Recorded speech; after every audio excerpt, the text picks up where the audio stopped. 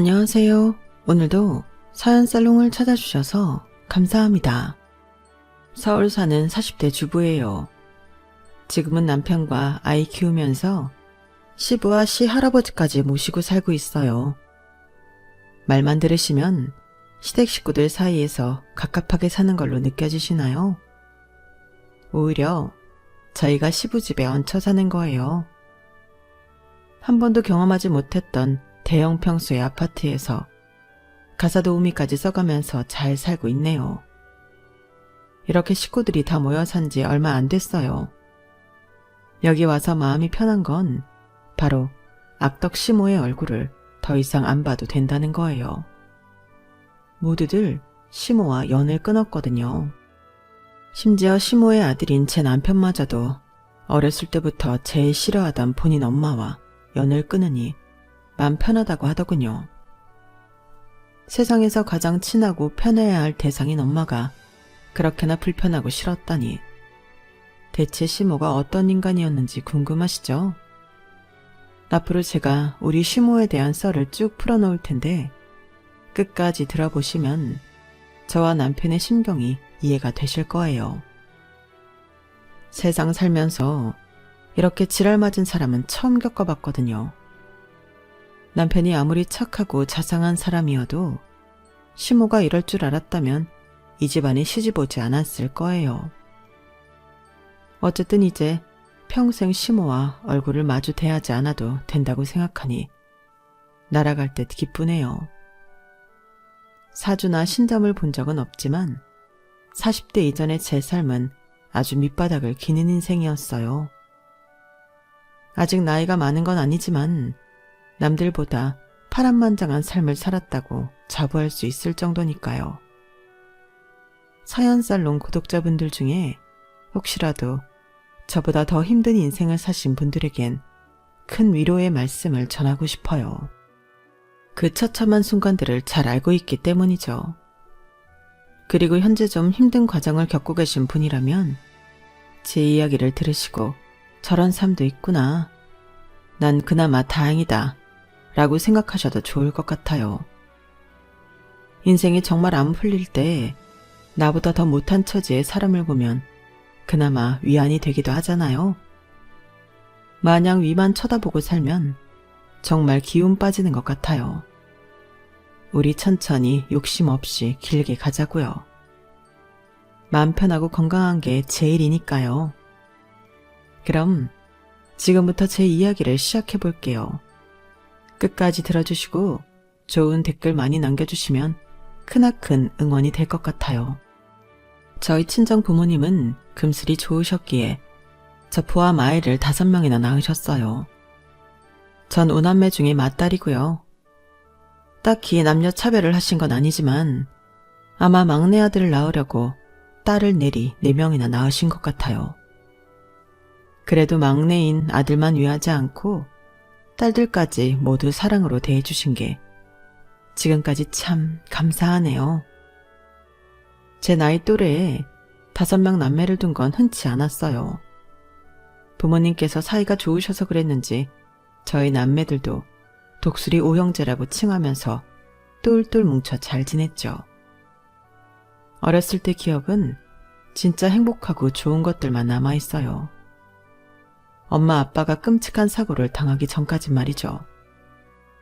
에휴, 그때의 트라우마가 얼마나 크던지. 뉴스에 교통사고 이야기가 나올 때면 아직도 머리카락이 쭈뼛 서곤 해요. 물론 피해자도 가엾지만 남겨진 가족들이 받을 충격을 잘 알기 때문이에요. 저희 엄마 아빠는 기계 부품 조립 공장을 같이 다니셨어요. 두 분 다 부지런하고 성실하게 일하셨지만 벌이는 신통치 않았죠.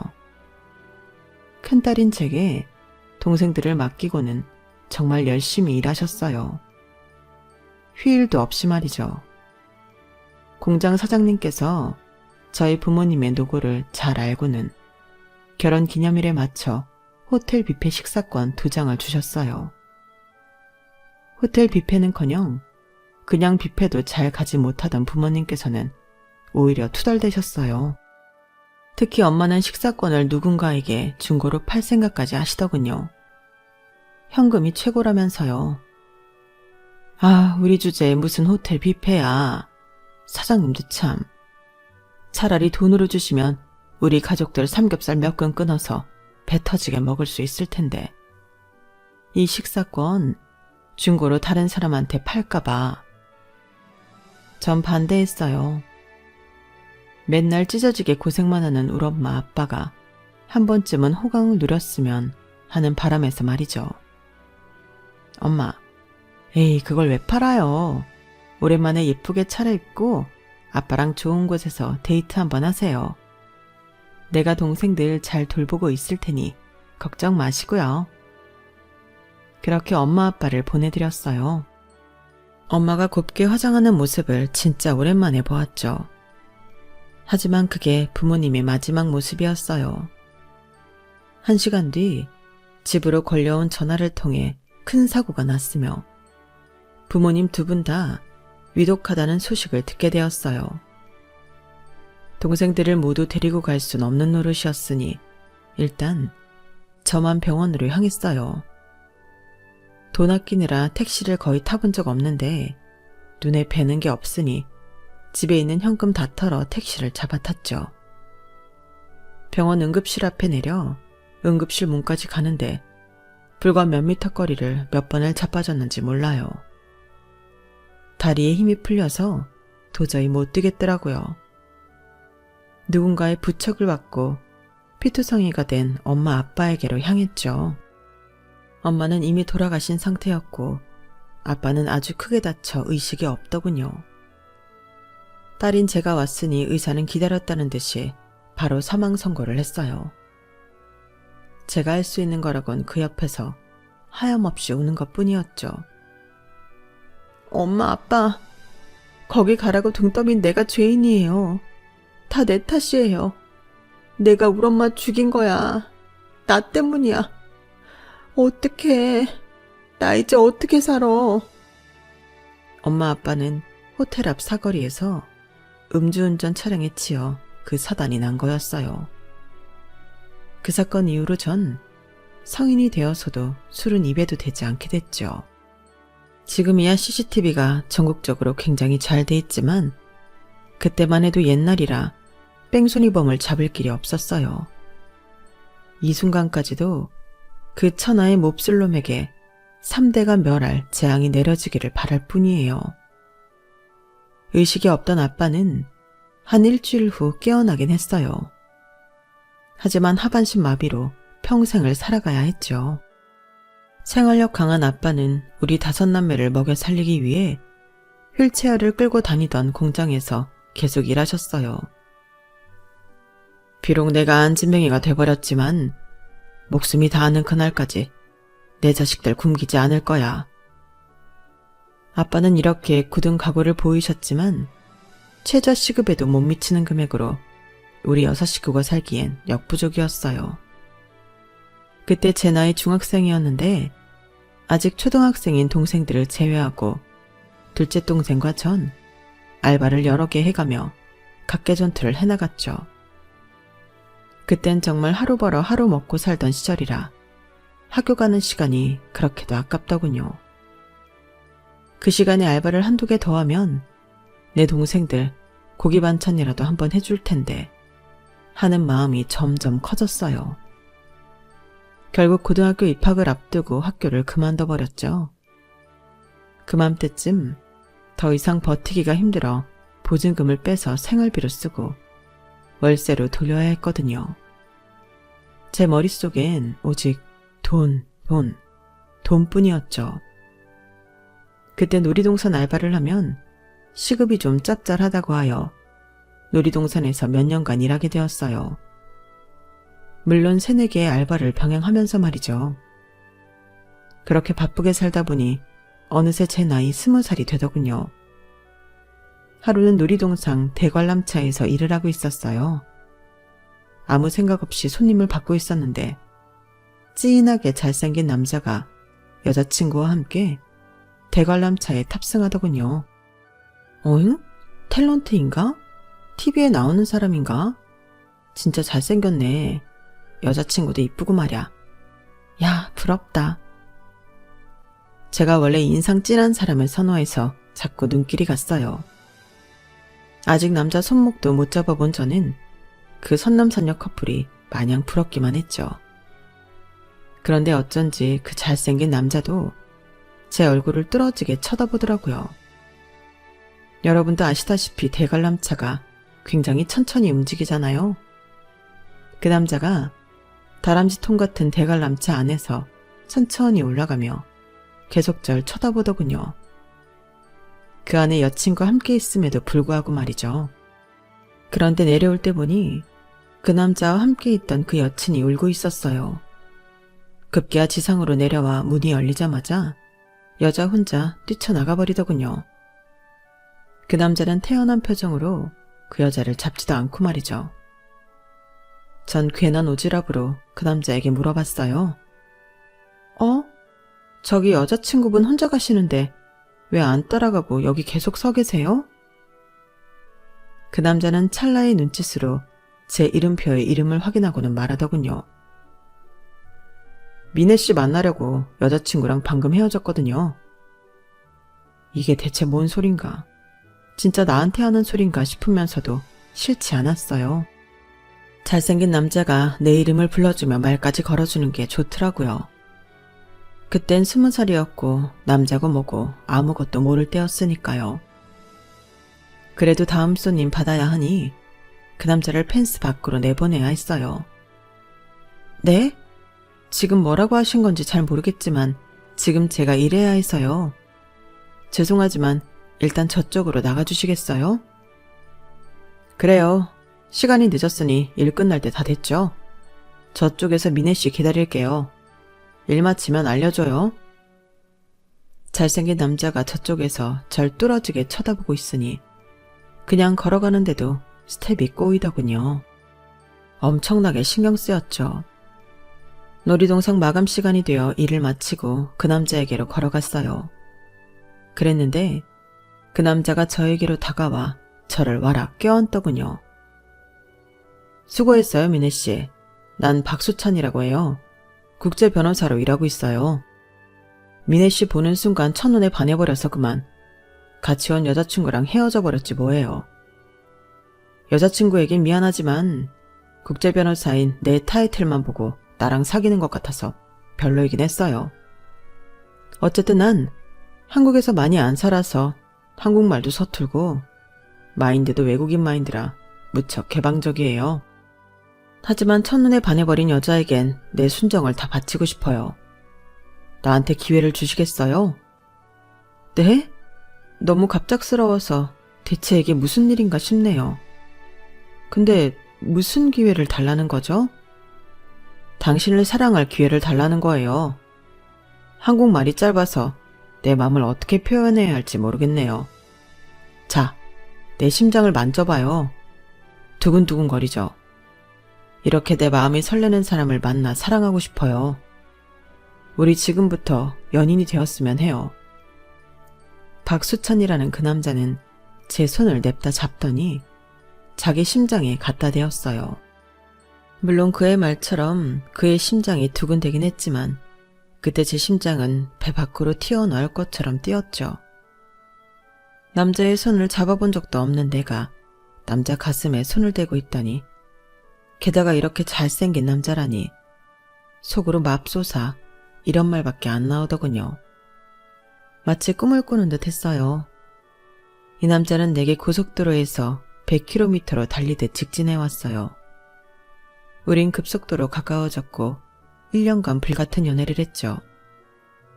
1년을 데이트했다고 하지만 국제 변호사라던 그의 바쁜 직업 탓에 자주 보지 못했죠. 대신 데이트 날만 되면 절 데리고 화려한 곳에 많이 다녔어요. 이렇게 백마탄 왕자님과 럭셔리한 곳을 다니게 되니 제가 진짜 공주가 된 듯한 느낌이었죠. 그때쯤 놀이동산 정비를 담당하는 업체 사장님께서 절 좋게 보시고 본인 회사 격리직에 채용해 주셨어요. 맨날 춥고 덥고 하던 야외 놀이동산에서 벗어나 따뜻한 사무실에서 펜대 굴리며 일할 수 있다니 꿈만 같았죠. 남친과 연애하니 모든 게 잘 풀리는 느낌이었어요. 그러나 그것도 잠시. 갑작스레 엄청난 후폭풍이 밀려오더군요. 연애 때처럼 사무실에서 업무를 보고 있었어요. 아직 신입이니 주위 동료분들에게서 많은 도움을 받으며 일을 배우고 있는 입장이었죠. 그런데 갑자기 웬 5, 60대 정도로 보이는 아줌마가 사무실 문을 발로 차며 들어오더니 다짜고짜 소리를 지르더군요. 야, 김미애 어딨어? 여기 김미애라는 참년이 근무한다며? 그 창녀만도 못한 년 어딨냐고? 남의 남편 꼬셔서 놀러다니는 게 미친 짓인 줄 알고 어디 숨은 거 아니야? 당장 나와! 너무 당황했지만 사무실 사람들이 다 저만 쳐다보고 있었기에 당연히 제가 나서야 했어요. 제가 김미애인데 아주머니 누구예요? 누군데 남의 회사 와서 행패를 부리시는 거예요? 남의 남편이라뇨? 대체 누굴 말하는 거예요? 내 인연 잘 만났다. 박수찬 알지? 그놈이 바로 내 남편이다. 너 다 알면서 만난 거잖아. 그지 같은 백수 새끼가 내 원룸 건물에서 나오는 월세 갖고 다 너한테 바쳤더라? 얼굴 반반하고 나이 어린 것 같고 이렇게 남의 가정 파탄내도 되는 거야? 인연, 오늘 너 죽고 나 죽자. 전 충격을 받았지만 내 남친의 여편네라는 이 아줌마가 내 머리채를 먼저 잡고 흔들어댔기에 나도 질 수는 없었어요. 저와 그 아줌마의 육탄전이 벌어지고 급기야 경찰이 출동했죠. 경찰에 가서 조사를 받는데 이 아줌마의 보호자로 내 남친인 박수찬이 왔고 제 보호자로는 우리 아빠가 휠체어를 끌고 왔어요. 아빠를 보자마자 너무 죄송한 마음에 눈물이 나더군요. 그 모습을 보고는 그 미친 아줌마는 계속 소리를 질러댔어요. 당신 이 아가씨 아빠야? 대체 딸내미 교육을 어떻게 시킨 거야? 간통죄로 싹 다 고소해버릴 테니까 그런 줄 알아. 뭐요? 내 딸이 그럴 리가 없어요. 얘가 얼마나 착한 아인데요. 저보다 더 충격을 받으신 아빠에게 제 억울함을 해명해야 했어요. 아빠, 저 이 남자가 유부남인 줄 모르고 만난 거예요. 나도 사기당한 거라고요. 알고 보니 박수찬 이놈은 국제 변호사는커녕 비행기는 한 번도 타본 적 없는 시골 출신 백수였어요. 서울로 올라와 원룸에서 살다가 반반한 얼굴로 늙은 과부인 원룸 주인 아줌마를 꼬셔 혼인신고까지 하고 같이 살고 있는 부부였죠. 누가 누굴 꼬셨는지는 사실 잘 모르겠네요. 서로 필요에 의해 같이 살고 있는 사이 같았어요.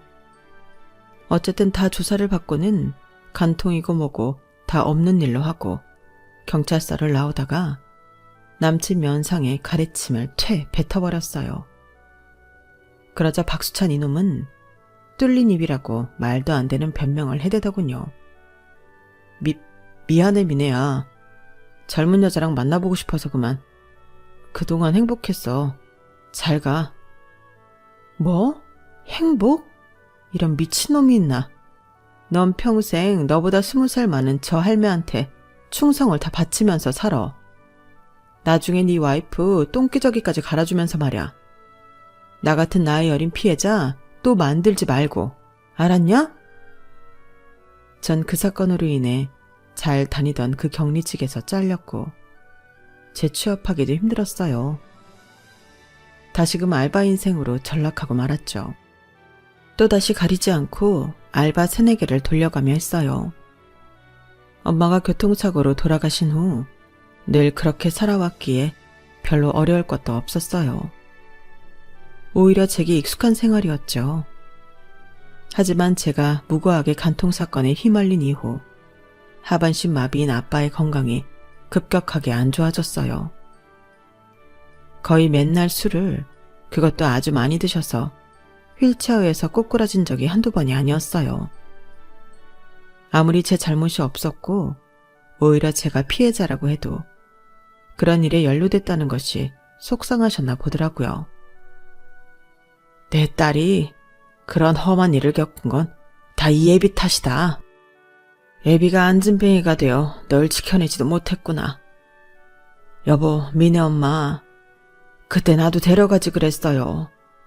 혼자서 이 모든 걸 감당하려니 너무 벅찹니다 그려. 아빠, 우리 독수리 오영재가 아빠 곁을 지키고 있는데 왜 그러세요? 그리고 그 사건은 사기꾼한테 재수없게 걸린 거고 다 끝난 일이니 마음 쓰지 마세요. 이렇게 몸도 못 가눌 정도로 술 마시면 아빠까지 한순간에 떠나버릴 것만 같아요. 엄마 곁으로 말이죠. 그럼 우리 오남매 어떻게 살라고요? 제발 정신 좀 차리세요. 마음이 나약했던 아빠는 그 후로도 술독에 빠져 사셨어요. 그러다 간경화가 심해져 몇 년 후 돌아가시고 말았죠. 우리 오남매 모두 충격에 빠졌지만 그래도 서로가 함께 있어 슬픔을 금방 헤쳐나갈 수 있었어요. 어려운 상황에 닥치면 친구고 뭐고 다 필요 없고 진짜 핏줄이 최고인 것 같더라고요. 저 혼자였다면 아마 외로움과 괴로움을 견디지 못했을지도 모르겠네요. 어쨌든 엄마를 음주운전 뺑소니로 잃고 아빠마저 술로 잃게 되니 정말 술이 왼수 같았어요. 술 권하는 사회인 대한민국이 싫을 지경이었죠. 우리나라는 술로 인해 사건 사고가 너무 많이 일어나고 사회적 비용도 큰 것 같아요. 엄마 아빠가 모두 돌아가시고 난 후 전 꼭 술 안 마시는 남자랑 결혼해야겠다고 다짐했어요. 제 생각이 결혼까지 닿은 이유는 어느덧 제 나이가 30줄에 가까워졌기 때문이에요. 딱 1년이었고 비록 사기꾼이었지만 20대 초반에 불같은 연애를 하고 난 후 아무 남자도 만나지 않고 거의 7, 8년이 흐르다 보니 슬슬 외로워지기 시작하더군요. 심지어 제 밑에 여동생 2명이 저보다 일찍 시집을 가서 아기 낳고 잘 살고 있었죠. 그 모습을 보니 너무 행복해 보여서 부럽기까지 했어요. 그동안 동생들 시집 보내고 어린 동생들은 대학까지 보내느라 허리가 휠 지경이었으니 제 결혼이나 연애는 생각도 못하고 있었어요. 부모님께서 두 분 다 안 계시니 맏딸인 제가 동생들의 부모 역할을 다 했죠. 지금도 그 부분은 참 뿌듯하네요. 동생들도 제게 고마워하고 저도 할 도리를 다 했다는 생각이 들어서 말이죠. 우리 집안이 급격히 가세가 기울면서 동네 주민센터 복지과로부터 정말 많은 도움을 받았어요. 그러면서 복지과 공무원분들과 친해졌죠. 저희 오남매에게 물심양면으로 지원을 많이 해주셨거든요. 친하게 지내던 여자 사회복지사분께서 이번에 공무원 은퇴하신다면서 제게 식사를 한번 하자고 하더군요. 제가 사드릴 요량으로 그 자리에 나갔죠. 그랬는데 웬 젊은 남자와 함께 앉아 계시더라고요. 미네씨, 얼른 와서 앉아요. 여기는 정성혁씨예요. 우리 주민센터에서 함께 일하는. 저번에 한번 보지 않았나? 성혁씨, 내 말이 맞지? 우리 미네씨가 얼마나 미인이야. 착하고 생활력 강하고 동생들 잘 챙기고 진짜 진국인 여자라고. 서로 나이도 비슷한데 이참에 결혼까지 해버리는 게 어때요? 둘이 진짜 잘 어울린다. 원래도 좀 오지랖이 넓은 복지사님이 같이 일하던 젊은 남자 동료를 소개시켜 주었어요. 주민센터에서 스쳐가면서 한번 본 것 같기도 했죠. 선한 눈매와 수수한 외모가 매력적인 분이었어요. 소개해준 복지사님이 첫 만남, 첫 대화에 결혼 얘기까지 꺼내서 좀 당황하긴 했지만 싫진 않았어요. 무지 외로운 나날을 보내고 있었거든요. 그에게 마음을 오픈하고 적극적으로 대화를 나누었어요. 그도 제게 이런저런 얘기를 하더군요. 복지사님은 중간에 둘이 잘해보라면서 빠져주었고요. 저번에 주민센터에서 한번 뵐 때도 참 미인이라고 생각했는데 이렇게 다시 만나 뵙게 되어 영광입니다. 너털 웃음을 짓는 정성혁, 이 남자가 부담스럽지 않았던 건 저의 처지를 이미 모두 알고 있을 거란 기대 때문이었어요. 주민센터 복지과에 저의 현재 상황이 적나라하게 나와 있을 테니까요. 사실 부모님 잃고 어린 동생들 4명이나 뒷바라지 해야 하는 제 처지 때문에 더욱 마음을 꽁꽁 닫고 살았어요. 제 스스로 신부감 혹은 여자친구감으로도 최악의 조건이라 생각했고 제 임무는 오직 동생들 교육 잘 시켜서 시집 장가 잘 보내는 거라고만 여기고 살았죠. 그러다가 이 남자의 소개를 받고 따뜻한 멘트를 듣게 되니 마음이 몽글몽글해지더군요. 다시금 사랑하고 사랑받고 싶은 마음이 샘솟았어요. 소개를 받은 그날부로 우린 연인이 되었죠. 서로 사귀게 되어 속 깊은 이야기까지 다 털어놓았어요. 남친의 아버지는 사업이 다 망해서 10수년 전에 잠적해버렸고 홀어머니와 함께 살고 있더군요. 그런데 착하디 착한 남친이 자기 엄마에 대한 애정이 하나도 없어 보였어요. 오히려 욕을 하더군요. 난 우리 엄마가 세상에서 제일 싫어. 그렇게 나쁘고 모진 사람은 보질 못했어. 오히려 가까이 사시는 우리 친할아버지가 더 좋아. 아빠가 사업 망하고 연락 두절되고 그 충격에 우리 할아버지가 약간 치매기가 오고 말았지만 그래도 나한테 한없이 다정해. 우리 엄마한테서는 단 한 번도 다정함을 느껴보지 못했어. 어린 나를 떼어놓고 맨날 놀러 다니느라 밖으로만 돌았지. 지금도 내가 조금씩 드리는 생활비로 맨날 놀러 다니고 사고치고 다니시지. 내 엄마니까 최소한의 도리를 하는 거지. 남이었다면 진작 인연 끊었을 거야. 우리가 결혼하게 되면 우리 엄마가 아마 며느리인 자기한테도 그렇게 잘해주진 않을 거야. 그때마다 내가 방패막이가 되어줄게. 그 부분은 전혀 신경 안 써도 돼. 본인 엄마에 대해 이렇게까지 나쁜 감정을 갖고 있는 게 놀라웠어요.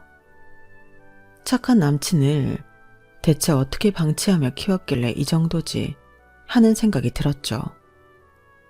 어쨌든 든든한 반필막이가 되어주고 다 차단해준다니 시집살이 걱정일랑 하지도 않았죠. 결혼 정년기인 우리는 결혼을 약속하고 하나씩 절차를 밟아 나갔어요. 우선 4명의 동생들과 함께 남친을 만났는데 동생들이 너무 좋아하고 잘 따르더라고요. 남친이 제 동생들과 잘 어우러지는 모습을 보니 괜시리 눈물이 나더군요. 행복의 눈물 말이죠. 모임을 마치고 제 여동생이 제게 이렇게 말했어요. 언니, 나 먼저 시집가서 마음에 걸렸는데 드디어 언니도 너무 좋은 형부를 만나게 되어 다행이야. 나도 눈물이 난다. 우리 엄마 아빠가 이렇게 착한 형부를 보셨으면 얼마나 좋아하셨을까? 우리 동생들 시집 보내고 대학까지 나오게 해줘서 정말 고마워. 덕분에 다들 자기 앞가림 제대로 하고 살게 됐어. 언니는 학교도 제대로 못 다니고 우리 때문에 희생만 해서 어떡해. 불쌍한 우리 언니. 너무 고맙고 또 미안해. 맏딸이란 이유로 고생 진짜 많았어. 이제 언니 행복을 위해 살아. 동생들 다 컸으니 더 이상 뒷바라지 안 해도 돼. 벌써 시집가서 아이를 둔 엄마인 제 여동생이 이렇게 말해주니 마음이 한결 편안했어요. 그래, 이제 내 행복을 쫓으며 살 수 있겠구나 싶었죠. 저희 식구들한텐 남친이 합격 경수를 받았지만 문제는 예비시모였어요. 하도 인성이 더럽다고 많이 들은 터라 긴장이 되더군요. 하지만 잘 막아주겠다는 남친만 믿고 예비시모를 만났어요. 쫄지 않으려 노력했죠. 안녕하세요 어머님, 처음 뵙겠습니다. 김민혜라고 합니다. 네 이름은 다 알고 거지같은 집안 배경까지 익히 다 알고 있다. 피차 바쁜 처지에 바로 본론으로 들어가자꾸나. 그래서 혼수 하나도 못 해온다는 거냐? 너 알바로 연명한다며. 아휴, 우리 아들이 고집 부려서 너 같은 돈 없는 기집애랑 결혼을 시키려 한다만 진짜 마음에 드는 구석이 하나도 없구나. 딱 하나 명심해라.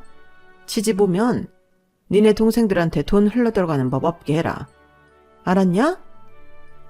거지니 뭐니 운운하는 인성이 참. 오히려 예비시모가 거지같이 느껴졌죠. 전 최대한 그 자리를 빨리 끝내고 싶어서 화가 났지만 그냥 네네 하고 일어났어요. 끝나고 남친이 수고했다고 하더군요. 딱 한 달 후 바로 결혼식을 올렸어요. 제주도로 신혼여행을 다녀왔는데 우린 허니문 베이비가 생겼고 아주 예쁜 딸아이를 낳게 되었어요. 시모도 피차 돈 없긴 마찬가지였고 저도 아기 낳고도 일을 해야 하니 시모와 불편한 동거를 하게 되었죠. 하지만 그게 우리 불행의 시작이었어요. 시모와 합가를 한 순간부터 크고 작은 사건 사고가 팡팡 터졌거든요. 우리 딸 수민이를 멍청한 시모에게 맡긴 게 화근이었죠. 어느 날인가부터 아이가 좀 이상했어요. 유치가 다 썩어서 잇몸까지 상할 지경이었고 살이 비이상적으로 많이 찌더라고요. 아기를 병원에 데려가 보니 아무래도 단 음식을 많이 먹은 것 같다고 했어요. 집에는 일부러 달지 않은 아기 과자 위주로만 몇 개 사놓고 그마저도 시모가 많이 주지 않던데 대체 왜 그런가 싶었죠. 남편이 제게 이런 제안을 하더군요. 엄마한테 말하지 말고 홈캠 한번 설치해봐. 난 우리 엄마 못 믿어. 마치 몰래카메라 같아서 좀 찜찜하긴 했지만 남편 말대로 홈캠을 설치해봤어요. 그랬더니 시모가 제 딸아이를 보는 모습이 정말 가관이더군요. 우리 수민이가 울고불고 떼를 쓰자 시모는 귀찮으니 우유에다가 설탕을 잔뜩 넣어 먹이더군요. 그리고는 아이와 함께 계속 자빠져 자는 게 일상이었죠. 기저귀도 너무 안 갈아줘서 축 처져 있고 시모는 본인 핸드폰만 주구장창 보고 있었어요. 속에서 천불이 났죠. 바로 낮잠을 쳐자고 있는 시모에게 전화를 걸었어요. 어머님, 아기 안 보시고 도대체 뭐 하시는 거예요? 기저귀도 안 갈아주고 우유에 웬 설탕을 그렇게나 많이 들이붓는 거냐고요. 우리 수민이 죽일 셈이에요? 그러고도 아기 봐준다고 돈은 따박따박 받아가시잖아요. 그 돈 이제 안 드릴 거예요. 내 애기 내가 키울 테니 어머님 전에 사시던 월세방으로 다시 나가서 혼자 사세요. 뭐야? 인연이 미쳤나? 너 혹시 몰래카메라라도 설치하고 날 감시했던 거냐? 이 고약한 년놈들, 내 아들이나 며느리나 나빠 처먹기로는 똑같구나. 뼈 빠지게 소녀딸 봐주는 날 쫓아내려 해? 난 못 나간다. 월세랑 생활비랑 다 대주기 전까지 못 나가. 진짜 돈만 있으면 월세랑 생활비 일부랑 대줘서 시모랑 따로 살고 싶었어요. 하지만 남편의 공무원 월급은 빠듯하니 어쩔 수 없이 시모와 한 집에서 계속 살아야 했죠. 전 일단 알바를 그만두고 집에서 우리 수민이를 봤어요. 그런데 돈도 부족했고 계속 일하던 습관이 남아있으니 집에서 살림하고 애만 키우는 게 불안하게 느껴지더라고요. 마침 그때 제 여동생이 같이 식당을 운영해보지 않겠냐고 제안하더군요. 식당 뒤에 쪽방이 있어서 아기 키우면서 일할 수 있을 거라면서 말이죠. 그제 안에 솔깃해서 식당에서 일하면서 우리 수민이를 키우기 시작했어요. 더 이상 알바가 아닌 내가 주인인 식당에서 일하게 되니 그렇게 편하고 좋을 수가 없더군요. 사장님 소리도 듣고 말이죠. 남편도 모든 면에서 많이 도와줬고 전반적으로 만족스러운 결혼 생활이었어요. 거기에 매번 찬물을 끼얹었던 건 바로 우리 시모였죠. 맨날 동네 할매들과 화투를 치다가 판이 커져 일명 하우스에까지 다니는 것 같았어요. 저와 제 남편이 모르던 도박빚이 점점 늘어나고 집으로 빚쟁이들이 찾아오기 시작했죠. 당장 문 열어! 주말 밤에 갑자기 누군가 우리 반지 앞방 문을 발로 차기 시작했어요. 너무 무서웠지만 다행히 남편이 나서주었죠. 누구셔? 누군데 남의 집 문을 열라고 해? 그러는 넌 누군데? 너 이말자 아들이냐? 당신 엄마가 신체 포기각서까지 쓰고 내 돈 꿀꺽했는데 내가 가만히 있을 줄 알았어? 그 돈 다 받을 때까지 안 갈 테니까 그리 알아. 남편은 경찰을 부르려 했어요. 그랬더니 시모가 말리더군요. 아유 아들아, 나 화투 치고 다니는 거 경찰에 알면 나 깜빵 간다. 그냥 저 사람들 돈 줘서 보내는 게 나을 것 같아. 뭐요? 엄마, 대체 얼마나 빚지고 다녔는데요? 얼마 안 돼. 딱 3천. 며느리인 저도 엄청나게 화가 났는데 아들인 제 남편은 오죽했을까요? 남편이 그렇게 화를 내는 모습은 처음 봤어요. 뭐라고요, 엄마? 미쳤어요? 지금까지 내가 빚 갚아드린 게 얼마예요? 제발 정신 좀 차리세요. 사고 좀 그만 치시라고요. 남편이 울부짖으며 고통스러워했지만 차마 경찰은 부르지 못하고 문 밖으로 나가 그 사람들과 쇼부를 보더군요. 넘겨받은 자료를 보고는 어쩔 수 없이 대출까지 받아 그 금액을 갚아줬죠. 시모의 도박 습관이 좀 잠잠해지나 싶었는데 이젠 그 나쁜 습관이 술로 이어지더군요. 제가 동생과 운영하는 식당에 시모가 자기 친구들을 몽땅 데려와 음식 먹고 술 마시고 자기 집처럼 행동했어요. 시모의 친구들도 시모만큼이나 아나무인인 사람들이더군요. 아주 상식 이하의 사람들이었죠. 남자분, 거기에 소변 보시면 안 되죠. 아무리 취하셨어도 정신 차리세요. 자, 다들 많이 드셨으니 이제 집에들 돌아가세요. 저희 내일 또 장사해야 하니 얼른 치우고 들어가야 해요. 야, 며느리야. 이 시애미 친구들한테 너무 불친절한 거 아니니? 이 시애미 얼굴에 먹칠을 해도 유분수지. 이제 화투 칠 돈도 안 대주면서 먹는 것도 못 먹게 한단 말이냐? 내 참, 서러워서 어디 살겠나. 그렇게 내가 싫으면 내 아들이랑 이혼해. 내 아들 부잣집 여자한테 재혼시키려니까. 어머님이 진 도박비 3천만 원 갚느라 저희 부부 눈코 뜰 새 없이 바쁘게 일하고 남편 투자까지 뛰는 거 안 보이세요? 이게 다 어머님 때문이라고요. 저도 이혼하고 싶은 마음이 굴뚝 같아요. 저도 부잣집 시대 가져보고 싶다고요. 제 여동생이랑 같이 운영하는 식당에 와서 이렇게 깽판 부리고 싶으세요? 제발 나이 드셨으면 나이 값을 좀 하세요. 얼른 다들 일어나세요. 저희 문 닫습니다. 시모와 그 지랄 맞은 친구들은 얼굴이 울그락불그락 하면서 나가더군요. 식당 일도 고되고 아이까지 봐야 하니 심신이 다 지쳐버렸어요. 집에 돌아와 남편에게 하소연하며 엉엉 울어버렸죠. 남편이 가까스로 달래줘서 또 넘어갈 수 있었네요. 착한 남편만 보면 이혼할 이유가 전혀 없었기에 그냥 그 상태로 또 살아갈 수밖에 없었죠. 돈 없는 사람에게 선택지는 정말 좁았어요. 대신 남편과 저, 그리고 우리 딸 수민이는 시모를 거의 투명인간 취급하며 살았어요. 오히려 가까이 사시는 남편의 할아버지 댁에 자주 찾아갔죠. 경증에 치매기가 있었기에 보호가 좀 필요하기도 했고요.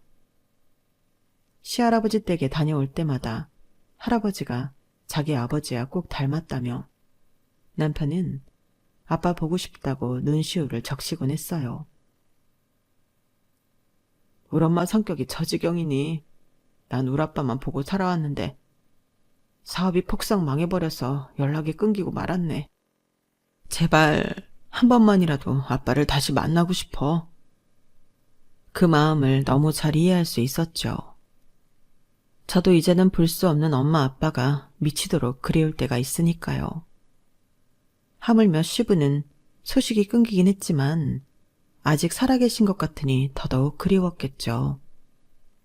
맨날 놀고 먹는 시무에게 용돈을 빠듯하게 주자 시모는 그저 돈에만 혈안이 돼 있었어요. 어디서 돈 빼먹을 것 없나 눈알을 굴리며 찾는 것 같았죠. 못돼 처먹은 시모의 레이더망에 걸린 건 바로 시할아버지였어요. 올해 79세로 팔순을 앞둔 시할아버지에겐 아주 오래되고 조그만 아파트 한 채가 있었거든요. 결국 시모는 치매기가 있던 시할아버지를 꼬드겨 팔순 잔치를 며칠 안 남기고 결국 그 아파트를 팔아먹더이다. 더 악마 같은 건 매매 대금을 본인이 꿀꺽하고 시할아버지를 양로원으로 보내버린 거였어요. 이 사실을 다 알게 된 저는 너무 놀라 희죽거리던 시모에게 항의했어요. 어머님, 진짜 미치신 거 아니에요? 불쌍한 시할아버님을 양로원으로 보내고 아파트 판돈까지 가로채신 거예요? 진짜 악마가 따로 없네요. 그러고도 지금 웃음이 나와요? 내가 그 할배를 어디 버렸냐? 내 남편. 그러니까 그 할배 아들도 연락 끊고 안 보고 사는데 며느리인 내가 챙겨줘야 할 의무라도 있냐? 그리고 어디 버리는 것보다 낫잖냐?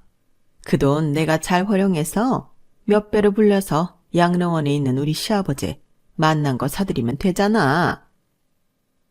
아파트 판돈이 든 통장을 보며 엄청나게 행복해하는 시모가 정말 혐오스러웠어요. 전 보다 못해 시할아버지를 저희 집으로 다시 모시고 왔죠. 그랬더니 당장 다음 날 정말 놀라운 일이 벌어졌어요. 연락이 끊겼던 시부가 집으로 찾아온 거였어요. 주말이었기에 다들 집에 있었는데 남편도 놀라긴 마찬가지였죠. 아니 아버지, 어디 갔다 이제 오신 거예요? 제가 얼마나 찾았다고요? 미안하다 정효가. 너무 늦게 찾아와서 정말 미안해. 내 아들 너무 보고 싶고 안고 싶었다. 그깟 자존심이 뭐라고. 최대한 기반이 갖춰진 다음에 네 앞에 다시 나타나고 싶었어. 우리 아들에게는 늘 좋은 모습만 보이고 싶었거든. 그런데 갑자기 양로원에서 연락이 오더구나. 너희 할아버지한테만 내가 아주 가끔 연락을 했었거든. 치매기가 있는 할아버지가 양로원 측에 내 연락처를 줬고 할아버지로부터 네 엄마의 만행에 대해 다 듣게 됐다.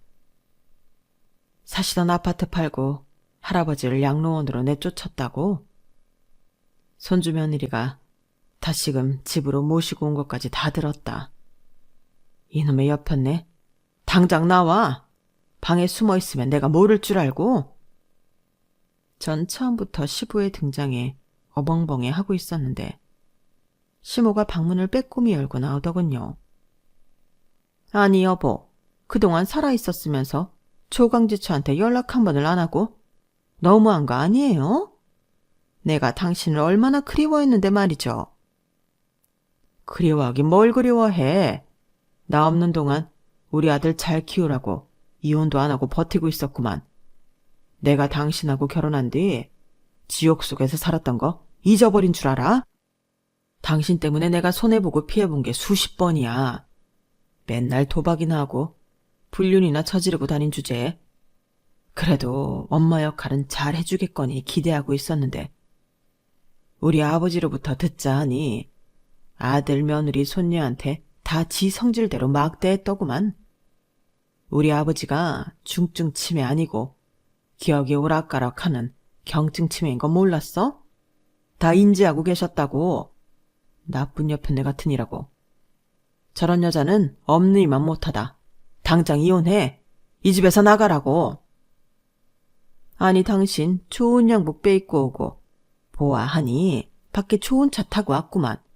이제 와서 날 버리겠다는 거예요? 여보, 조광기차를 이렇게 버리시면 안 되죠. 제발 날 다시 받아주면 안 될까요? 우리 100년해로 합시다. 응? 100년해로? 아주 웃기고 자빠졌네 그려. 우리 아버지 아파트 판 돈 그거 위자료로 줄 테니 그거 먹고 떨어져. 당장 짐 싸서 나가라고. 시부의 불효령에 시모가 진짜 짐을 주섬주섬 싸서 내쫓겼어요. 시모가 눈앞에서 사라지니 아주 속이 다 시원하더군요. 시부는 다시 따뜻한 말투로 제게 말씀하셨어요. 며느라, 그동안 저런 사람 같지도 않은 시어머니 모시고 사느라 고생 많았다. 그리고 시할아버지까지 챙겨줘서 너무너무 고맙다. 내가 진작 연락하고 너희를 지원해줄 걸 그랬구나. 내가 너무 무책임했어. 사업을 완전히 다시 일으키고 멋지게 돌아오려는 욕심만 갖고 있었지. 다 부질없는 짓이었구나. 며느리 너만 괜찮다면 지금 내가 혼자 살고 있는 아파트에 가서 다 같이 살자꾸나. 우리 손녀딸 교육시키며 살기 좋은 동네에 넓은 아파트이니 너도 마음에 들 거다. 괜찮겠니? 그럼요, 아버님. 괜찮고 말고요. 저희까지 신경 써주셔서 감사드려요, 정말. 전 시부와 함께 살며 우리 수민이 잘 키우고 시할아버지 치매 병간호까지 도맡아 하려 했어요. 여동생이 식당을 혼자 운영할 수 있다고 하여 식당 일에선 손떼기를 하고 말이죠. 그런데 웬걸 시부가 가사 도우미며 간병인, 아이 돌봐주는 돌보미까지 싹 다 고용해 주더군요. 시부의 사업이 지금 막 성장하는 시기라서 매출이 꽤 된다면서 금전적으로 지원도 많이 해줬고요. 우리가 시부집에 얹혀 사는 것이니 생활비를 들여야 마땅했지만 거꾸로 저희 통장에 시부로부터 들어오는 돈을 보고는 깜짝 놀랐어요. 아가, 그동안 어렵게 살아왔다고 들었어. 이제 고생 그만하고 따뜻한 집에서 수민이 잘 교육시키면서 여유롭게 살도록 해라. 이 돈으로 백화점 가서 명품 백을 사든 너희 동생들 지원해주든 상관 안 하마. 마음껏 쓰고 부족하면 말해. 감사합니다, 아버님. 정말 감사드려요. 감사할 거 없어. 난 이제 네 아버지나 다름없어. 아버지가 자식한테 이 정도 지원 못 해주겠니? 너무 부담스러워 마라. 평생을 가난 속에서 몸부림쳐왔는데 갑자기 따뜻하고 넓은 집에서 평화롭게 살려니까 뭔가 이상하더라고요. 벌써 몇 달이 지났는데도 익숙해지지가 않아요.